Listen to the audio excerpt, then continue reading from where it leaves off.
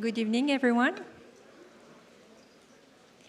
It is a great pleasure to welcome you tonight to the campus lecture of our Alumni Award, Silvia Quarteroni, on the theme From Promise to Impact, AI in Switzerland. In my role, I have the privilege of seeing how our alumni carry the values and excellence of EPFL into the world, and tonight we are honored to hear from one such brilliant alumna. Silvia's journey is anything but conventional. From her baccalaureate in literature, studying Greek and Latin, she made a bold and brilliant leap to studying computer science at EPFL, and fast forward to becoming a leading voice in AI. What makes Silvia so inspiring is not just her deep technical expertise, and this which she has built over decades, but her relentless drive to make it useful for society, bridging cutting-edge research with real-world solutions. Also, as you will hear tonight, Silvia has a rare talent for making complex ideas accessible, demystifying AI in a time where it's often surrounded by hype, fear, and misunderstanding. Last year, we had the honor to give her the prestigious Alumni Award in recognition of her talent and impact, and we're very, very proud to count her among our alumni. Now, please join me in welcoming Professor Edouard Bugnion, EPFL Vice President for Innovation and Impact, who will introduce our distinguished guest. Thank you.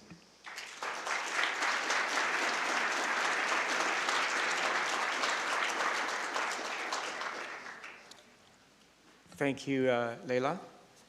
It's my pleasure to ask to give the formal remarks to introduce Silvia tonight. So formally, it is my great pleasure to represent the institution tonight for the campus lecture presentation that follows the Alumni Award for Silvia Quarteroni. But if we forget the formal part for a second, I'm actually thrilled and honored to be here tonight to be the opening act for Silvia's campus lecture in front of her colleagues, her family, her friends. It is something that is extremely well-deserved for a number of reasons. So I'm just going to go through some of the highlights of Silvia's career. After EPFL, I was mentioned, in 2004, Silvia got a PhD from York University. Silvia is one of the very few people who can claim to actually have 20 years of experience in machine learning and natural language processing. And a lot of people discovered natural language processing 3 weeks ago and now believe they are experts. Silvia has been improving her skills for the past 20 years. After her PhD, she did a postdoc and has been back in Switzerland since 2012, and of course, critically, at EPFL since 2019. For those of you who don't know me, my area of expertise is in data center infrastructure, hypervisors, and microsecond scale computing, which of course has nothing to do with AI or data centers, but I was involved in the Swiss data center from the beginning, and it was my great pleasure to have Silvia join the team. She's one of a handful of people, they're all in the room, that have made SDSC the success that it is today, and specifically when it comes to the industrial aspect, the success and the credit goes very much largely to Silvia's shoulders. So it is really, really a pleasure and an honor to be able to give the introduction. In addition to her job as the chief, I'm looking at the official title, her job as the Chief Transformation Officer of SDSC, in charge of all of our industrial projects with SDSC, managing a team with roughly 30 scientists and engineers. In addition to those responsibilities, Silvia is also an elected and active member of the Inno-Swiss Innovation Council. The Inno-Swiss Innovation Council is a very important body in Switzerland because it's only 25 people in the country, and there those 25 people collectively decide on where roughly 300 million of research projects get allocated every year. So thank you also, Silvia, for your service, not only to EPFL and SDSC and the ETH domain, but also to the innovation ecosystem at large. And in addition to this, to her recognition as an EPFL Alumni Award, winner. Silvia is also a member of the Swiss Academy of Engineering Sciences, or SATV in short, or in German. Now, I would like to close my remarks by reading again the laudatio that was read out to Silvia in October of last year, because most of you were not at this magistral. So here, this is, by the way, it's a complicated wording because the rule of a laudatio is it has to be a single sentence, so it's a long sentence. Right? Sur proposition de EPFL Alumni, l'EPFL décerne à la docteure Silvia Quarteroni, informatique 2004, le diplôme de Alumni Award, en reconnaissance à l'experte en intelligence artificielle dont les compétences techniques et managériales ont favorisé la transmission de l'innovation vers l'économie réelle, contribuant à l'impact de la science sur la société et à positionner la Suisse à l'avant-garde. Silvia, the floor is yours.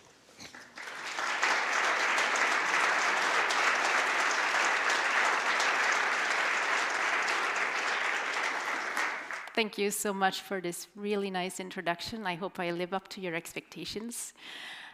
It is my great pleasure indeed to be talking to you about what I believe to be a very important subject around AI, in particular in this country, which is the transition from the promise that it carries to the impact that is promised. But first, I would like to briefly talk about the impact that artificial intelligence had on my own life. Don't worry, this won't be too long. It's already been introduced, by the way. So I come from small town Italy. I grew up in an environment where I studied, indeed, classics, Latin and Greek in high school.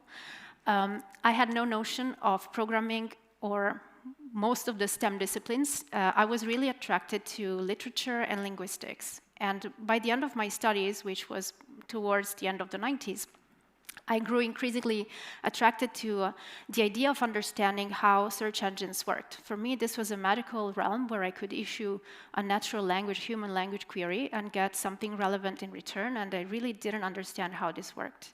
And this is what prompted me to study computer science in the first place. So I joined EPFL. I had this great opportunity to take lots of very interesting classes in machine learning and artificial intelligence, at least the ones that were available in the early 2000s. And this led me to graduating, and this is the only picture that I found from that day. I don't know what I'm thinking, probably why am I receiving a rose for my graduation, but this was 2004. The main topic that I studied was human-computer dialogue. So in addition to the component of having, a query that gives you some sort of a document that is relevant, which you find in a search engine, I added the interactive dimension.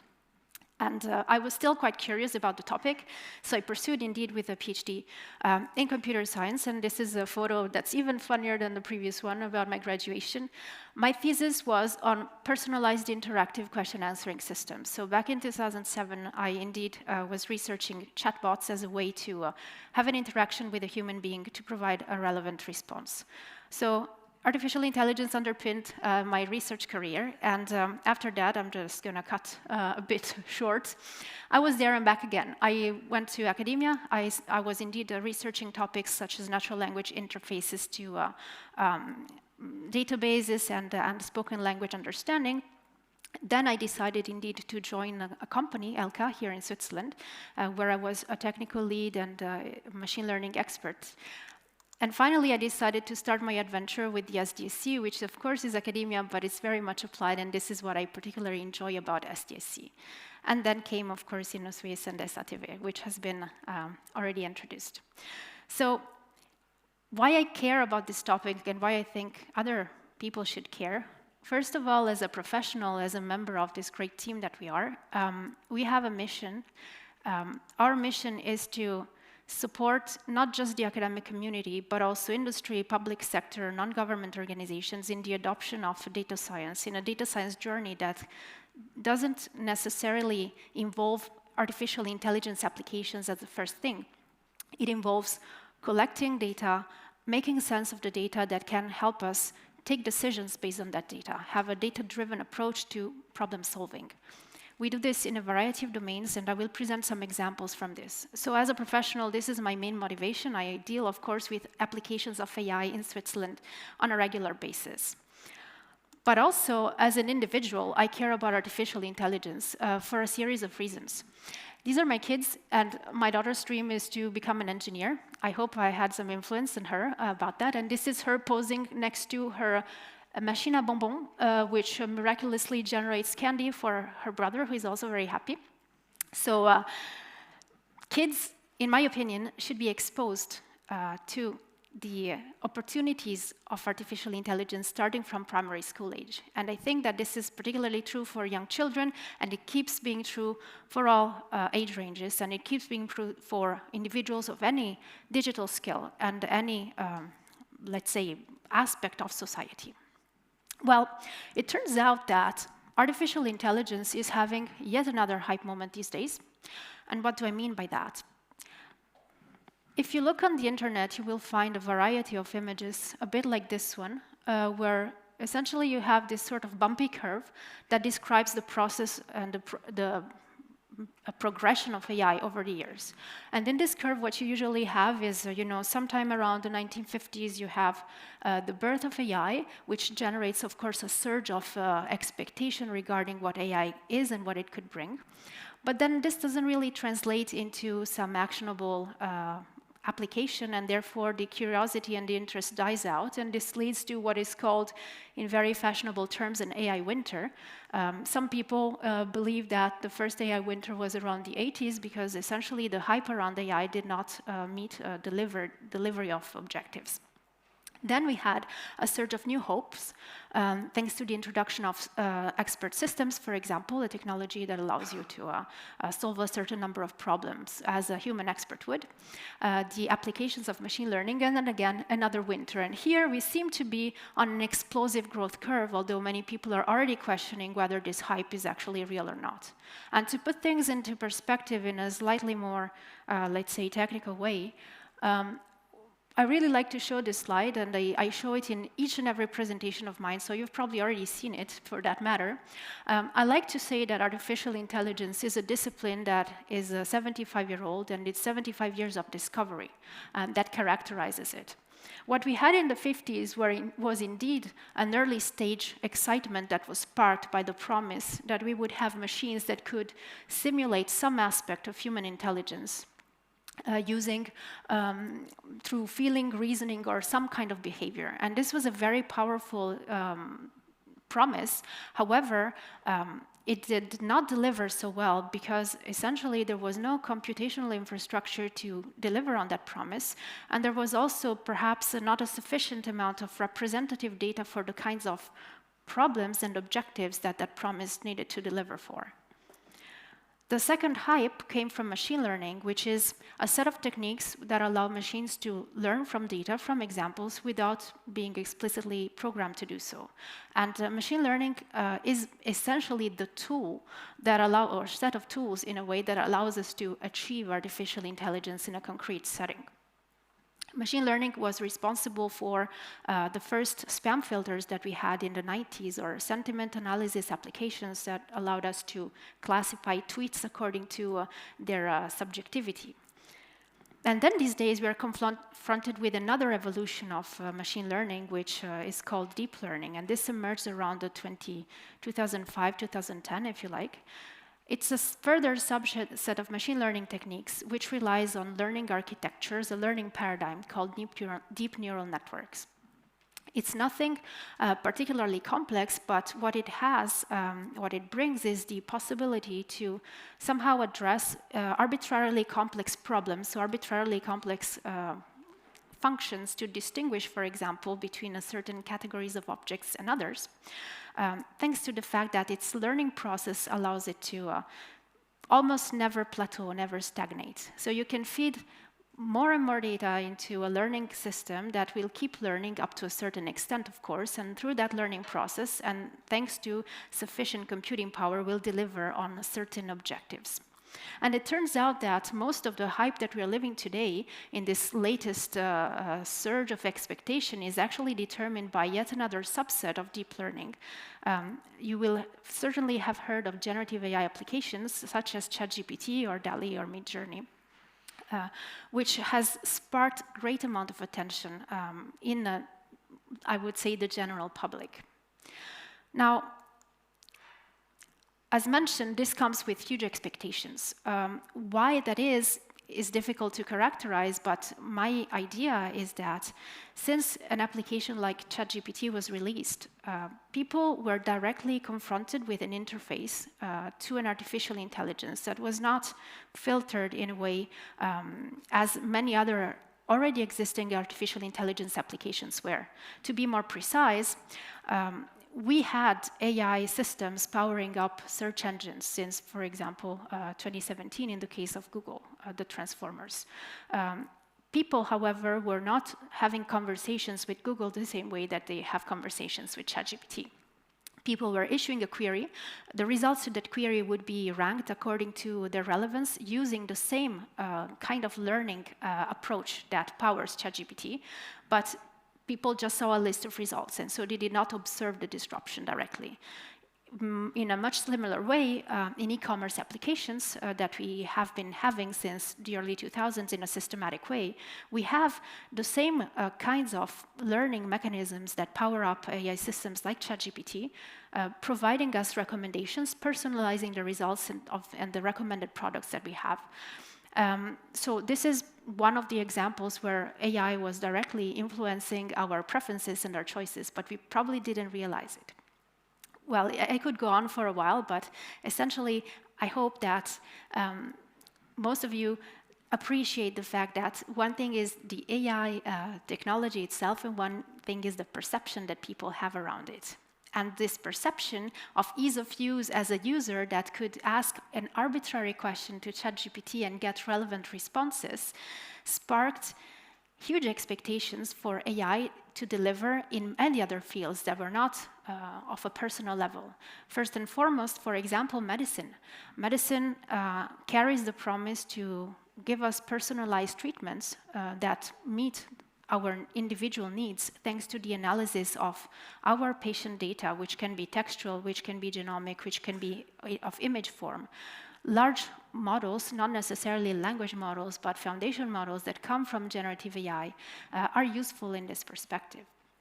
In manufacturing, we have industrial plants which carry lots of sensors, and the promise in the manufacturing field is that these can be optimized, the processes can be optimized to save costs and improve efficiency, thanks to AI methods. And of course, this continues, for example, in education, where we expect both the homework writing and the homework giving side of education to be disrupted. And indeed, this particular community is heavily affected. So this goes way beyond an IT concern, a computer science application, as you could have but potentially previously imagined when you thought about artificial intelligence applications. So the expectation is huge. But of course, what is also interesting is a set of misconceptions that accompany AI, and in particular, I would say generative AI. I believe that we are victims of a wrong equality, if you allow me this term. And the equality that does not hold is the following: that language in some way equals thought, and that thought equals intelligence. As human beings, we have a very interesting prerogative. We are the only animals who are equipped with language. We are the only animals that can talk. So for us, there is a perception that the ability to express verbally our thoughts is somehow an indicator and an exclusive indication of the capability of thinking. And in turn, this is somehow a proof of our intelligence, because human-level intelligence is a prerogative of humans, and language is also a prerogative of humans. So essentially, we think, okay, these three things are more or less the same thing. However, there are a few things that can be observed. The first one is that some people, and this is proven by literature, do not have an internal voice that kind of narrates to them what's going on. I don't know if any such people are in the room and they want to raise their hands, but there is a considerable amount of people who do not have that voice, and they probably live a much nicer life than the others. So, of course, these people think and can express verbally. So the thought process in the brain does not go through linguistic necessarily channels. So in a way, thought does not equal language. On the other hand, you see there a fruit fly, Drosophila, which you will agree is a rather, let's say, primitive form of life compared to the human being or even the rat or the dolphin. They are proven to have some level of consciousness and planning capability. So in a way, you can say that they think. But are these beings intelligent? I think that's a bit of a stretch. And even if we stick to just the linguistic side of things, the generative AI applications that can produce sequences of words and basically converse with us in natural language are not necessarily capable of abstractive representation. They don't have an internal model of knowledge, an internal thought process that allows them to think and logically produce an output. This is a very important thing to remember because, of course, we are blown away by the capabilities, the natural abilities of machines to simulate the way that we speak. But by no means does this imply that these machines actually reason, are capable of reasoning. So we are confronted with, in my opinion, a very full-blown misconception about the actual capabilities of artificial intelligence applications, which is not to say that, of course, these applications don't bring value, but we need to be aware of what we can expect from them. Probably the combination between huge expectation and some misconceptions brings about what I believe to be a sizable pocket of missed opportunity when it comes to adoption, which is the whole point of this talk. If you look at sources like ICT Journal, this is a recent article that came out, the adoption of AI shows a gap in perception between the managers, the decision makers, and the technical teams. Actually, the sad realization in a way is that to this day, in a country like Switzerland and many other countries, few organizations are really benefiting from AI applications. One of the possible explanations is that top-down directives, such as we need to integrate AI in our processes, we need to have a GPT of sorts that kind of serves our company or organizations, clash with some more down-to-earth issues like data governance. Do we even know what data we have in an organization? Do we know what processes govern that data? What is our policy in acquiring and securing that data that we will later exploit for AI? Can our data sources talk to one another? Do we have interoperability when we talk to other organizations? There are operational concerns too. One thing is training a machine learning model, which we as data scientists really like to do, and the other thing is bringing that model to life, deploying it in a real-world application. This is not a trivial feat. And it has a lot of concerns, entails a lot of concerns that are both of an IT nature, of an operational nature, but also of a human nature. And also, in my opinion, as I say here, there is a remarkable tendency, in my opinion, to pick the wrong battles. This means adopting a technology-first rather than business-first approach. Deciding to somehow fit AI into the logic of our organization is not a recipe for success. We have to start with what are our business pain points? What do we want to optimize? Do we even have problems that potentially have a data-driven solution? This is absolutely not clear. There is also, in many organizations, a lack of data culture.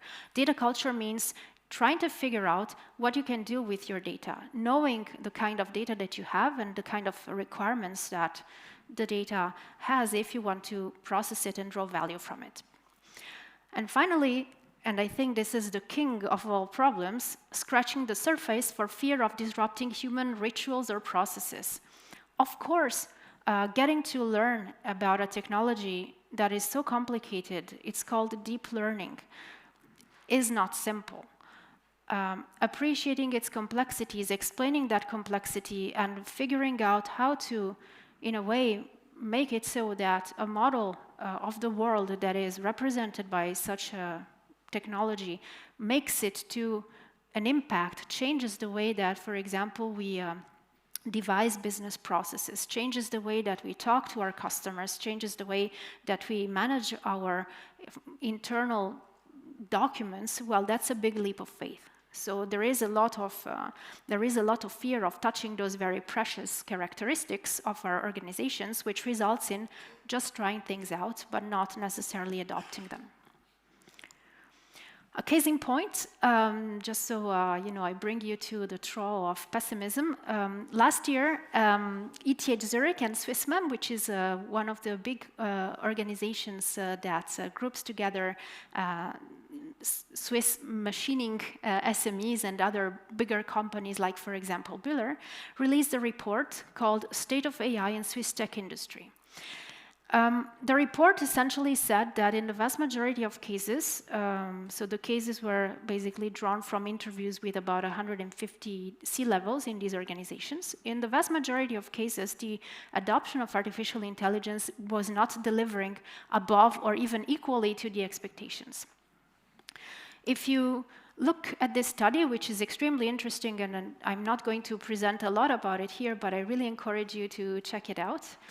One of the most striking figures that you see is that only in, roughly speaking, 25% of the cases, the interviewee said that AI was delivering above or far above expectations. And in the vast majority of cases, either there was no AI, so not applicable, or we were seeing AI deliver below expectations. And actually, if you go a bit deeper in that study, you realize that the sides, the units, the business units in those companies that benefited from AI were not necessarily the core product-related sides, but they were actually more the front end, the CRM, or rather the IT, traditional fertile beds for using AI, which is, a further dent in the huge expectation that we have on artificial intelligence. So my question, in a way, and the objective that I have today is trying to give you some positive examples of what AI, you wouldn't guess, but yes. What can AI really do in 3 fields, primarily, which I deeply care about. One is industry, so let's call it private sector, public sector, and society. And I will draw from the luxury of collaborations that we have in the Swiss Data Science Center. We have been collaborating with many organizations over the past few years. Of course, being in Switzerland, many of these belong to the realm of manufacturing, health, but also public sector and NGOs, which abound in this country, and especially in this side of the country. So just to make some examples, and you will see not all of these examples deal with generative AI and still bring value. I would like to start with our collaboration with Bühler, one of the largest companies based in Switzerland. Amongst its many activities, Bühler has plants, industrial plants, which are equipped with sensors and which process raw goods for the food and feed industry. And in particular, in this case, I want to briefly talk about a collaboration that we had on the malting field. So malt is a key ingredient, for example, for the production of beer. The processing of malt through machines which are quite heavy duty happens at a few of the industrial plants that Bühler owns. We were concerned, so our business question that we were concerned with was the following. So amongst the many phases of processing malt, there is one that is particularly energy consuming. It accounts for 90% of the energetic costs of malting, and this is called kilning, or tourillage in French. This is when you boil the malt to stop germination and induce flavor. Of course, since heating is involved, there is a lot of energy expenditure, and this makes this process particularly interesting to optimize in a data-driven way. So what we proposed was an approach that drew from one great opportunity that this company had, which was the availability of sensors capturing, collecting data in the industrial plant, which allowed us to devise what is sometimes in a buzzword expression called a digital twin of that industrial plant. So a numerical counterpart to the plant that would allow us to simulate different scenarios. And by the way, some of the people who worked on this project are in this room. You can ask them questions later. in this particular case, we were able to simulate different strategies in order to learn in a data-driven way a policy through a technique, a learning technique, a machine learning technique called deep reinforcement learning. And this technique led to considerable reduction of costs and improvement of processes. And of course, this is particularly interesting, not only because it saves a lot of money potentially for the company, but also because it's tightly linked to the reduction of CO2 and many of the ESG objectives that companies nowadays have. I would also like to showcase a collaboration in the public sector. I believe that public sector is a key player in the transition to data-driven decision-making, and I will mention this a bit later. In this particular case, we're still concerned with energy. A few years ago, Switzerland was confronted, as many other European countries, with an energy crisis. And one of the questions that the Federal Office of Energy had back then was, could we forecast the energy production and consumption, and in particular, in our case, electrical energy consumption and production, using a data-driven approach weeks in advance? And this was to, first of all, understand if we would have enough electricity for Switzerland for the week to follow, and secondly, to be able to figure out whether the energy-saving policies that were deployed in the country back then were actually being implemented by end users and companies that consume energy. And here we used an approach which, again, is not necessarily generative AI, not at all. It's generalized additive models. And this particular approach allowed us to make the forecast and allowed us to not only produce some estimation of a numerical value, but also allowed our partner, the Federal Office of Energy, to publish a public dashboard that can show to any interested person based in Switzerland or elsewhere what this consumption is, which is, in a way, a public service rendered by a data science approach to population. And to conclude with a further example, society at large can also benefit from data-driven methods. And I'm really pleased to show this example because this is not the classic AI application example that we hear of every day. We were able to collaborate with the International Committee of the Red Cross a couple of years ago on their very ambitious objective of estimating the impact of their humanitarian action. Estimating this impact means being able, for example, to assess the number of episodes of violence that occurred in a certain region before, during, and after their intervention. Being able to measure means being able to claim, for example, that this impact requires further donor money. So even in an organization that is not necessarily deriving KPIs from its processes, this can bring concrete measurable value. The approach that we deployed here is a language model approach. So it benefits from machine learning applied to the processing of natural language, although we were not using the latest and greatest large language models that we observe in ChatGPT. But this was plenty enough in order for us to extract some key information that was quite relevant in the case that we were tackling.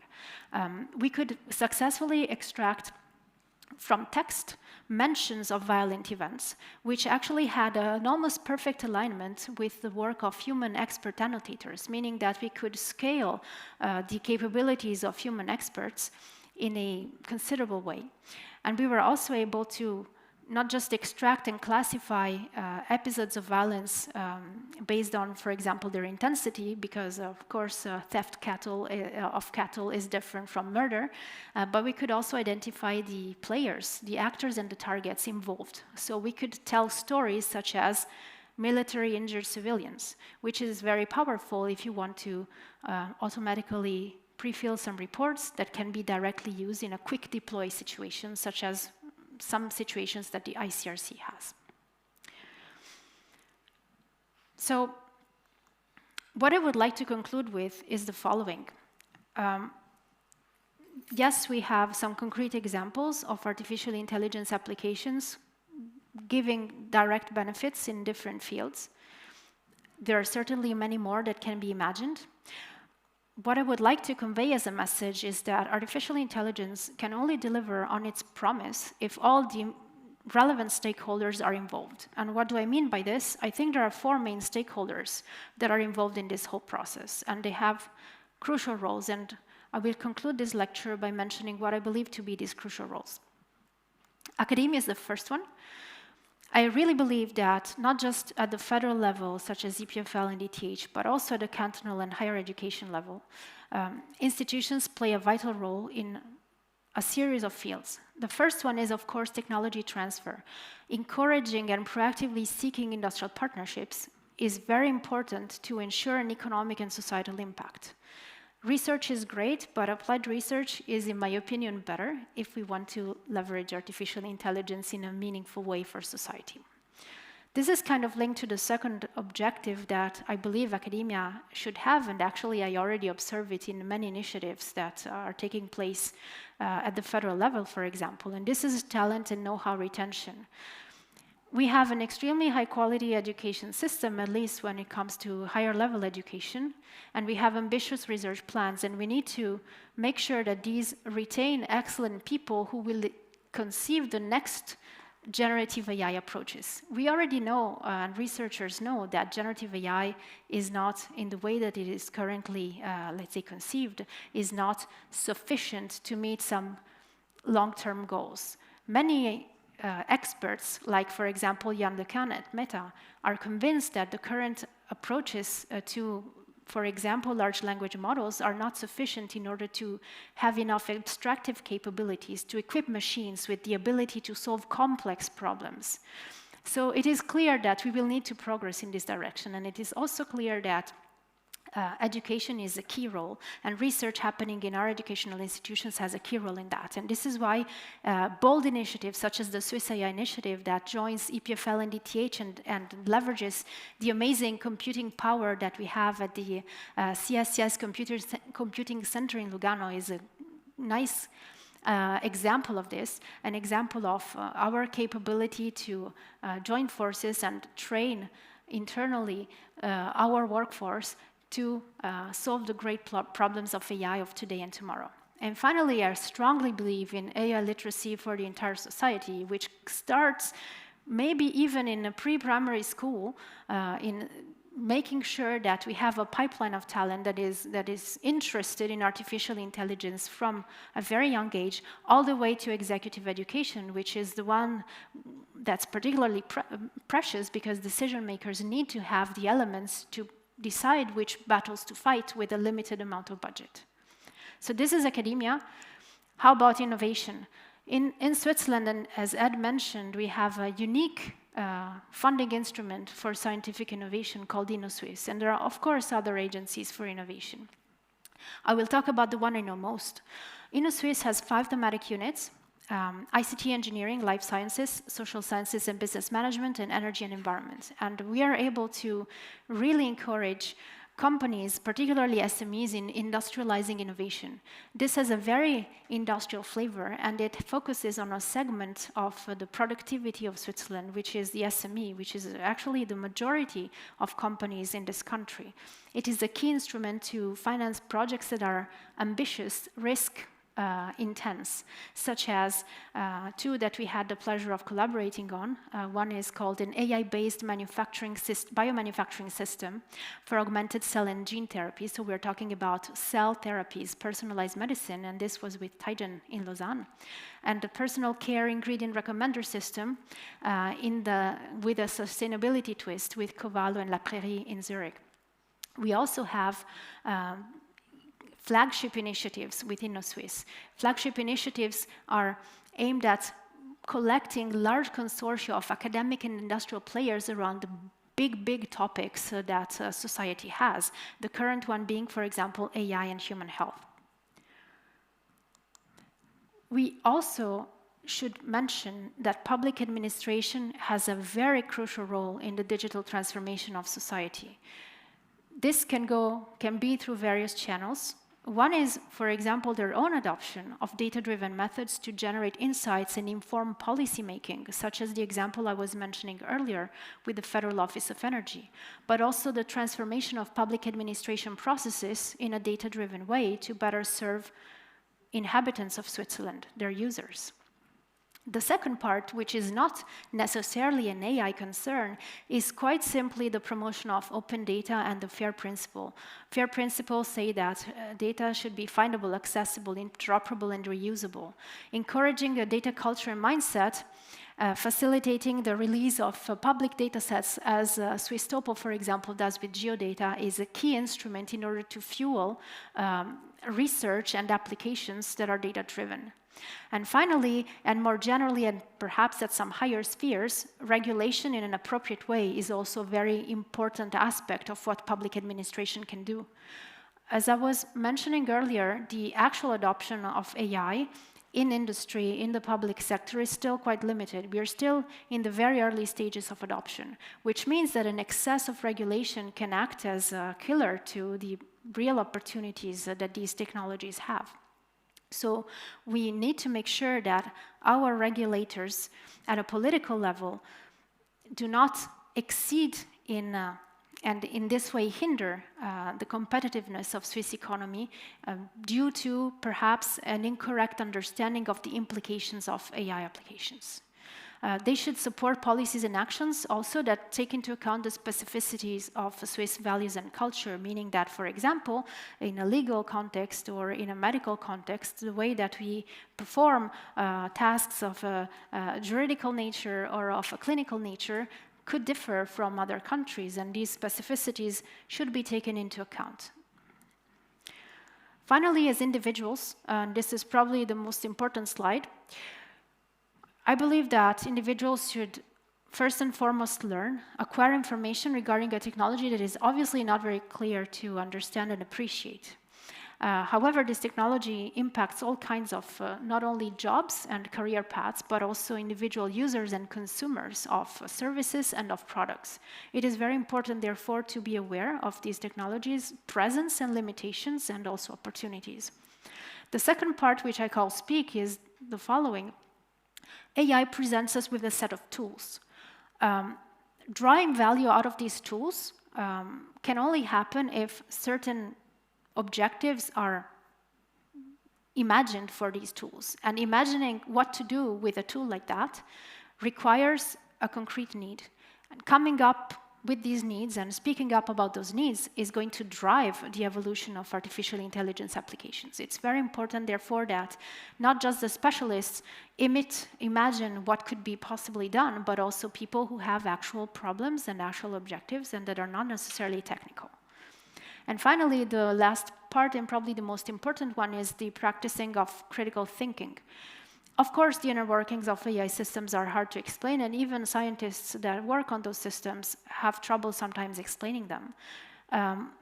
It's important to exert critical thinking and not to jump to conclusions, either in the direction of expectations or in the direction of excessive fears regarding this technology. This was my end of presentation. I thank you very much for your attention, and I really look forward to your questions.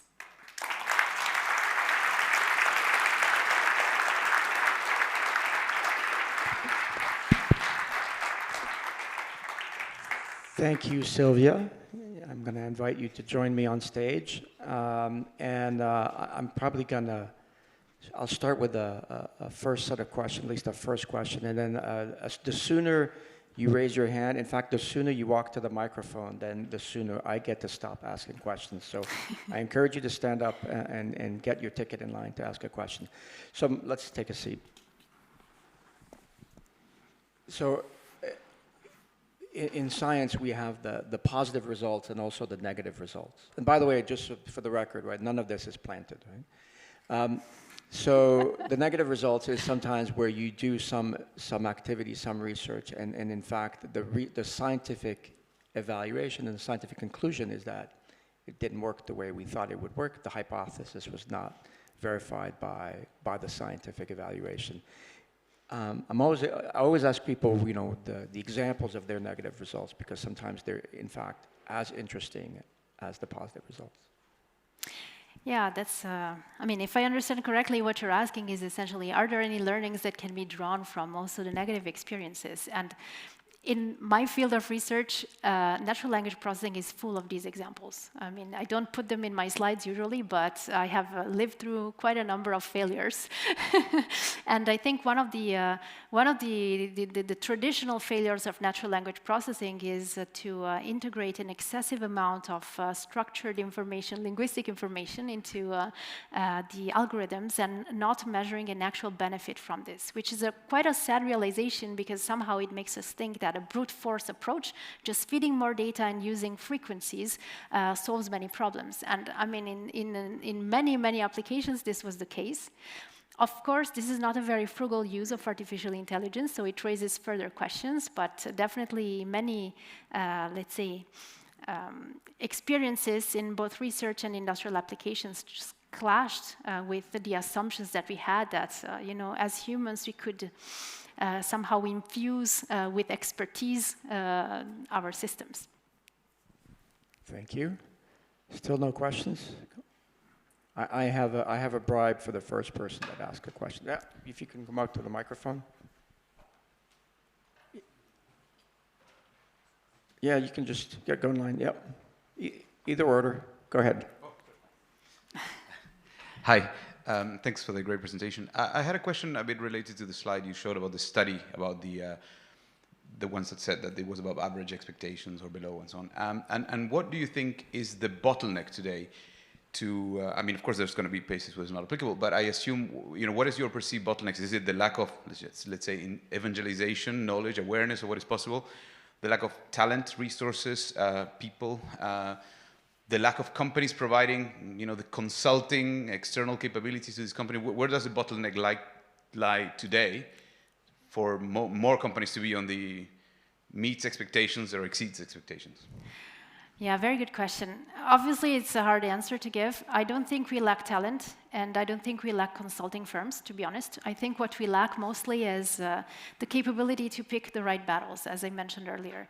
Drawing value from a 10 million investment in a technology that is Gen AI adjacent, let's say, or purely Gen AI, means really knowing what you're doing. Just having a chatbot on top of your organization's intranet is not going to really be, in my opinion, an excellent value for money investment. What people need to think about is, how do we represent our products? How do we represent our ingredients? How do we represent our users and patients using an AI representation that is maybe similar to the representation that we have of documents, of text in a search engine? This is the kind of thinking that will lead an organization to transform, and going there requires an awareness in the top management, boldness in decision-making. It requires, of course, a skill set, and it requires data that can really tell a story. And having this data internally within a company in a decent format, may I add, it's not so obvious. Yeah, Scarlett. You finished with an outlook in these 4 different areas. So which of these can you realize in the Swiss Data Science Center? What are your plans there? Well, technically, we're members of academia, so I think one of the contributions we can give is to really foster technology transfer and proactively give an image of, for example, the ETH domain that is close to the needs of companies and public sector organizations. I don't think that this image is necessarily so clear in the minds of potential stakeholders, and this is a missed opportunity. So that's definitely where I see the most potential. So I want to build on one of them.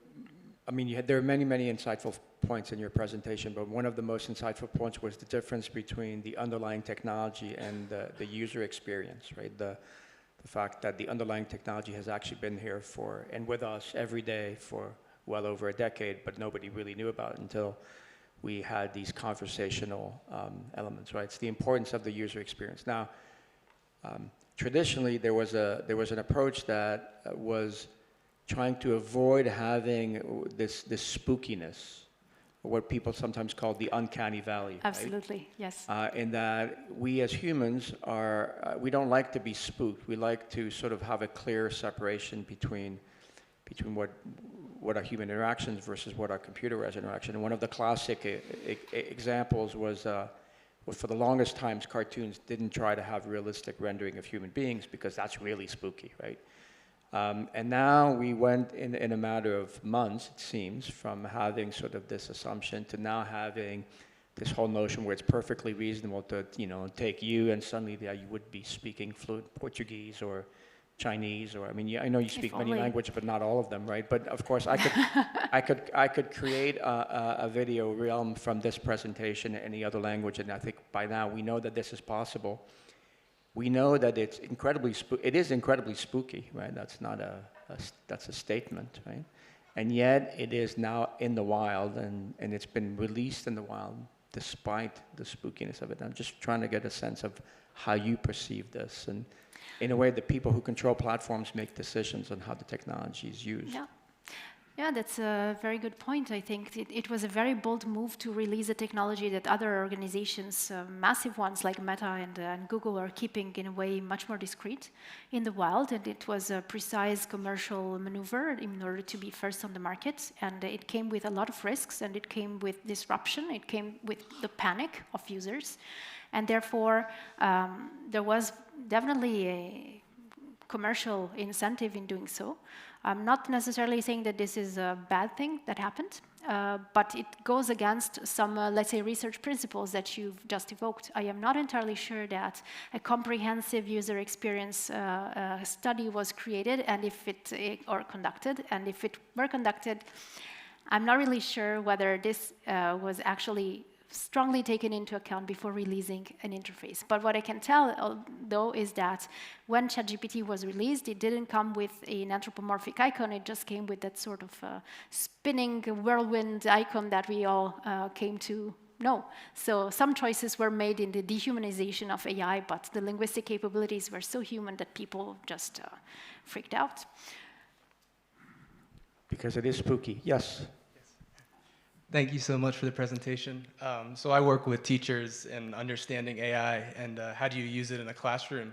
I'm curious, what do you see as the biggest opportunities for AI in K-12 education? And if any kind of broader paradigm shifts you see needed in how we think about learning and evaluate, kids in the system? Yeah, thanks for the question. So I think one of the key opportunities of AI in any field, and by extension in the field of education, is personalization. Each individual learns in a different way, and most of the learning patterns and approaches that are deployed, especially in primary school education, seem to me to be quite uniform. Perhaps AI brings the possibility of customizing the learning experience in a positive way. So this is, for me, key opportunity number one. Of course, the learning process and the learning in general in an educational institution is a contract between a teacher and a learner. And the contract says that the learner is motivated to learn and is not motivated to fake their learning capabilities. So clearly, AI, like Wikipedia back in the day, gives us a huge tool set, both as teachers and as students, to go faster, to digest information faster, and to learn more. It also gives us the tools to get quickly done with our assignments and also get quickly done with our teaching material, frankly.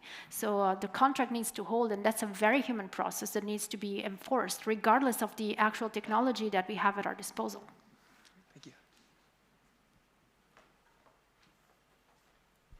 Hi, thanks for your great talk. You were talking about like AI in Switzerland, maybe putting a global level. What do you see as the pros and cons doing AI research in Switzerland, also deploying AI technologies in Switzerland compared to more a world level? That's a very, the question has as many answers as there are countries in the world, probably.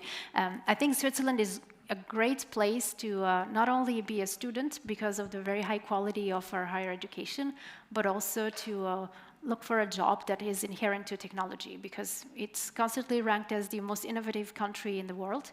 Many companies are born in Switzerland, thrive in Switzerland. They also end up thriving elsewhere too, but at least there is an impulsion in a way that is created here, and many, many large companies with large and ambitious objectives are based here. So I think Switzerland is a great country to be doing AI in, and I tried a couple others, and to be honest, I prefer this one. So this is the personal answer to the question. More generally, of course, there are countries that excel at AI, but I was recently surprised by the level of integration of AI applications in industry and society that I observed in other large countries in the world. It is not necessarily the case that a larger country with a thriving economy is able to really draw value from AI, setting aside the big tech companies. So adoption is rather limited, even in the most bold and outspoken countries that we always hear about. Thank you. Thanks. Great question. I guess I'll ask one, and then there'll be another one. It's just to build on you mentioned these large companies, right? We are in a rather unprecedented era of concentration, where the economic value is in a handful of companies, right? People talk about these magnificent 7 companies in the world. But it seems that the technology is very concentrated. The barrier to entry becomes higher and higher. And I guess there is sort of a philosophical question about it. Where does that go to? There's also a more pragmatic question, which is, what can we do either in academia or in a small country, given this incredible concentration? So some countries have a very clear-cut approach to this question, which is that translational AI research, which means research at an R&D level that is closer to industrialization, is to be the responsibility of public-private partnerships with large companies, which in a way enforces the oligarchy that you are mentioning.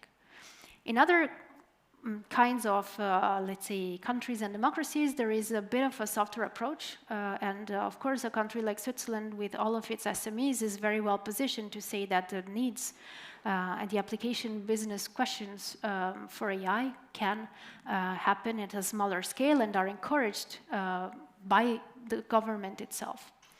So I don't think on its own, Switzerland can really serve as the global example. I mean, maybe a little bit, but it's not sufficient. I think there needs to be a realization of, what is expected of AI, and the more people are familiar with AI and its applications, the more they will contribute to shaping the future of these technology-providing entities, be they large organizations or smaller ones. But of course, the trend seems to be towards the oligarchy. Hello. Thank you for your nice presentation. You give a bit of history of AI, a bit of present, and all challenges we have. What about the future? And I don't speak about in 5 or 10 years, but maybe what your kids at your age will be able to do, the impact of your kids with AI. Are you able to envision that, or is it? I don't think I'm able to envision that. What we're seeing already now is a trend that goes in, let's say, a direction of moving away from purely sequence processing-based approaches into a level of representation of knowledge and information that is higher. There's a lot of research in this direction, and I think that in the mid-term, we will see more and more of that, and current state-of-the-art models will be surpassed. What AI ends up being from a research perspective will not necessarily translate into what AI ends up being in a societal integration perspective. My real hope is that artificial intelligence will cease to be a hype because it will be so mainstream that everybody will be using it and everybody will stop interrogating themselves about where are we going, what are the menaces. It will be a commodity like many other technologies that we use every day. Thank you. Thanks a lot from my side also for the excellent presentation, and actually drawing on that question, your title was something like impact in also for industry.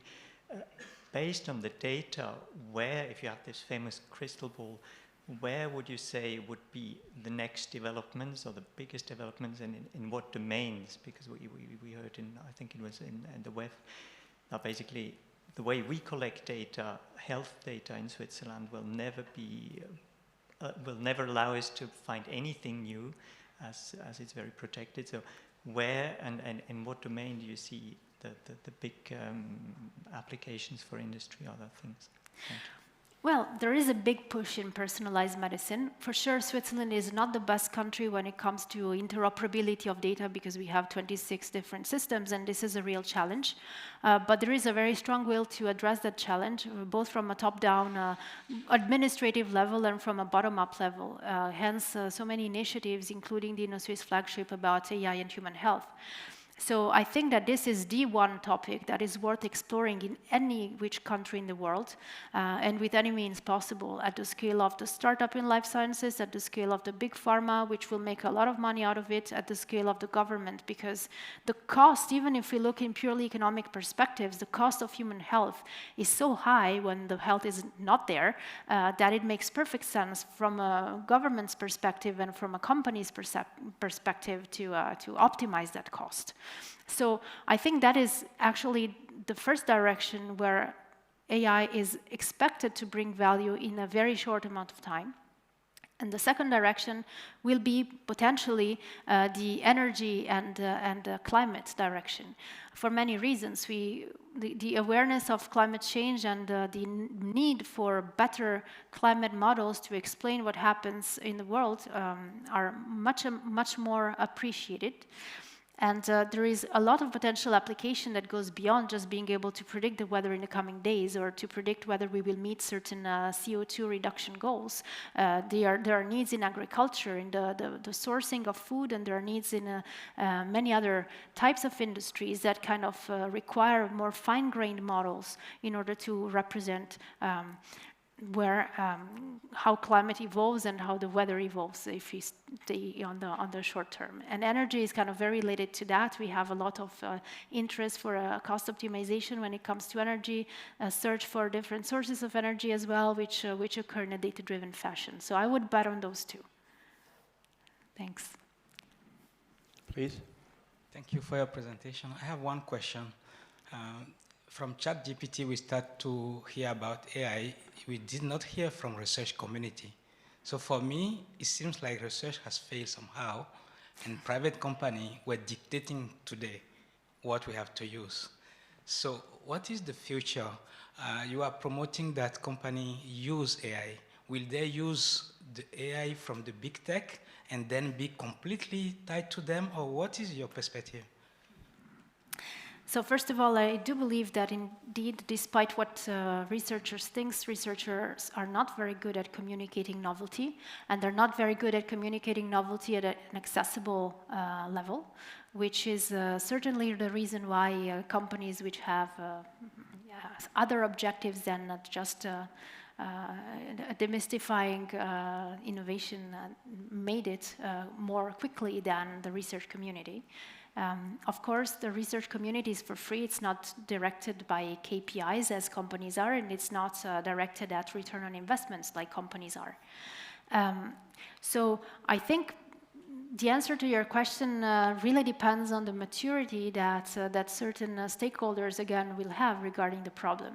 I am not necessarily, this is my personal opinion, I'm not necessarily advocating for the sovereignty of machine learning models at all costs, because I'm realistic and I know that it will be very difficult to come up with the next GPT model in a smaller configuration, such as maybe some Swiss initiative. However, what I think carries the most potential, and it's rarely discussed, is the adaptation of the same logic that gave us GPT and ChatGPT to the specific needs of a certain branch or industry. For example, the excellence manufacturing industry that we have in Switzerland. I think there's a huge gap to fill, and this is the real opportunity, and this can be filled using models that can run on-premise, that can be trained regardless of the big vendors, using, of course, technology that is inspired by theirs, but of an open source kind. So there is opportunity for both to thrive. Thank you. And you?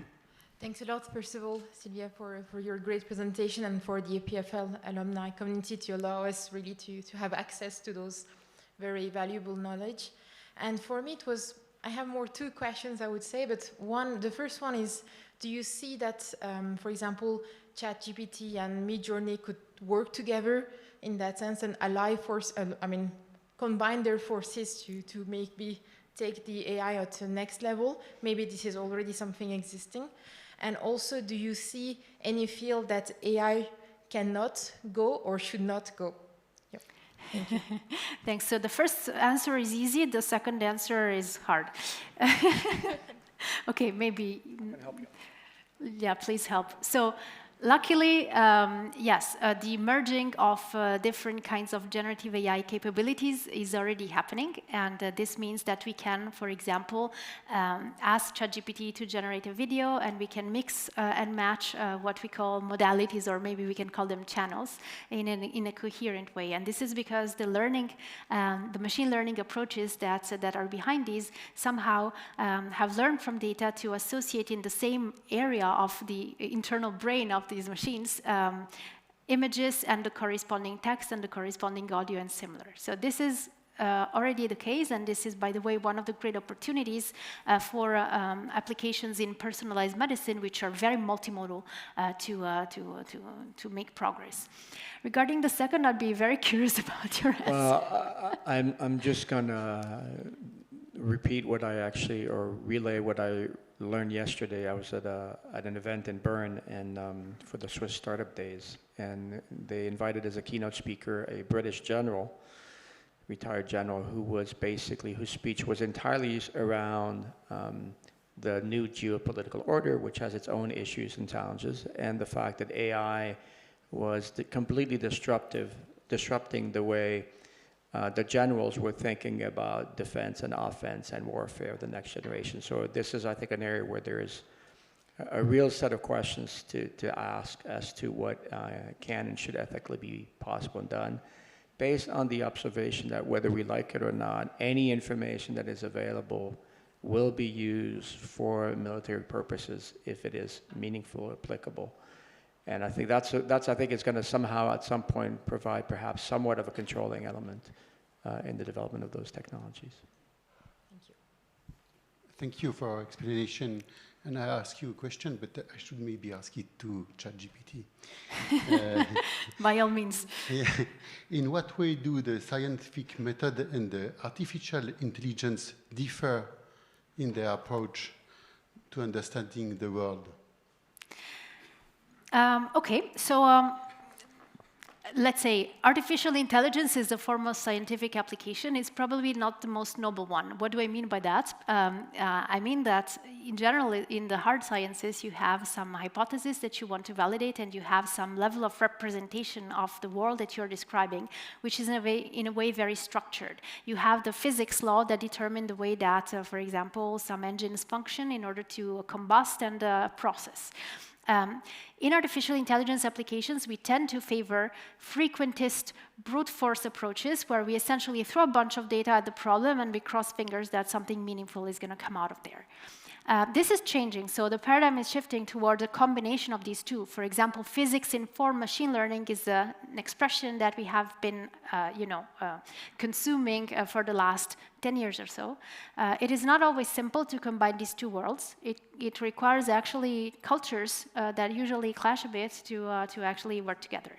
So we're getting there. We are getting more sciencey in the AI, and science is getting more AI-driven, and that is what gives us improved numerical simulations, for example, and what gives us excellent mathematicians, which are also AI scientists. So I actually just have a question just to build on this, which is a lot of authors, poets, scientists, political scientists sort of study the difference between aspiration and reality. Right? We have an aspiration to understand these AI technologies, and then there's the reality of the understanding, and the question is whether the gap between the aspiration and the reality increases or decreases. And so, for example, in areas not tied to AI, but if we think about the stability of the internet, there's different school of thoughts, right? There's a perspective that says, well, now we have a better understanding of whether the internet is stable as a system or not stable as a system, and then, there are different opinions. But when it comes to AI, it seems that, at least from my perspective, there seems to be this growing gap, right? Every month, there seems to be some new system, and our ability to explain the systems from a year ago seems to still have been extremely partial, elusive, and there's this sense that the gap keeps growing. I think this gap is partly due to the fact that the aspirational bit is actually the byproduct of a projection of our own image of intelligence onto these machines, because they're so realistic and anthropomorphic in a way. So I fully agree with this, and I'm not sure what we can do in order to reduce that gap. Thanks for the presentation. It was I have a question about the effective cost energy of the actual AI and their performing calculus on actual computer, and what about the next in the future? Yeah, it's a very relevant question. So obviously deploying systems like ChatGPT has a very high energetic cost, and I would say very high compared to much cheaper solutions which can perfectly do their job in an industrial setting, even at scale, which are more connected to traditional machine learning applications. So people are, of course, starting to realize this. In the research community, people are coming up with smaller models. I even recently heard expressions like tiny LLMs, which to me make no sense, but I see the point. I think we need to be frugal in the way that we apply AI, both as scientists, as industry people, but also as individuals. Many people use ChatGPT as a search engine or as a calculator. They have a calculator sitting on their phone which doesn't require any connection to the internet, but of course it's less convenient, right? And search engine lookalike usage of ChatGPT is, by the way, also quite dangerous because of the phenomenon that you may be aware of hallucination. So the accuracy of results is not guaranteed. So there's a cultural shift that goes through awareness of the consumption bill and of the kinds of tasks that you can reasonably expect to solve using heavy-duty Gen AI versus others. And what is reassuring is that there are also AI applications that are directed at saving energy. I'm not saying that these compensate the huge energy bill that Gen AI is making us incur, and I don't think we will ever, be able to compensate. But perhaps a cultural shift will be able to make us attain some Paris objectives of AI, of reducing maybe by just 1 degree the consumption. Please.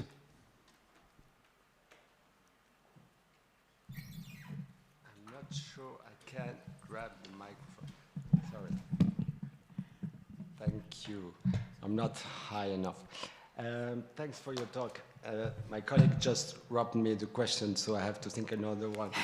But one of the challenges is ecology, and another one is discrimination, the increase of discrimination of these models used by everyone, which has been proven to be by genre, race, disability, and how you see that, how you control that. You talked about not over-regulating the laws and the cultural laws in Switzerland, but yeah, are we a discriminating country or not? How can we regulate that? Yeah, very good point. So, of course, when I mentioned amongst the points that public policy making have as opportunities the alignment with Swiss values, I also mean being able to comply with things that we care about, including fairness and similar. It is an objective reality that models that are learned from vast amounts of data inherit the bias of that data, and we need to be aware of that bias. Not everybody is aware of that bias, and not all bias is heavily, accurately measurable, but there is full body of evidence of this, and there are some countermeasures. The first countermeasure is being able to measure and assess that bias, and there are tools to do so. There are many data sets and approaches that allow you to measure whether your machine learning model is actually biased in some direction. This is recognition, and then there's mitigation. Mitigation is much more complex than recognition.